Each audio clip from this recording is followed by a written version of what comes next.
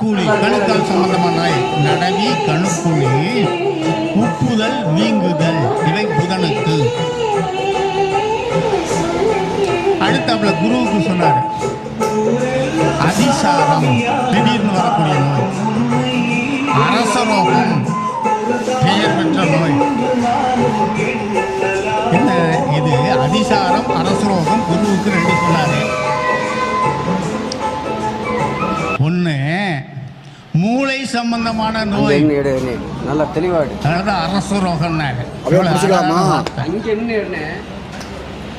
அடுத்தது சொன்னாரு ரத்த சம்பந்தமான நோய், ரத்த அழுத்தம், பிளட் பிரஷர் சொல்றாங்களே அதான்.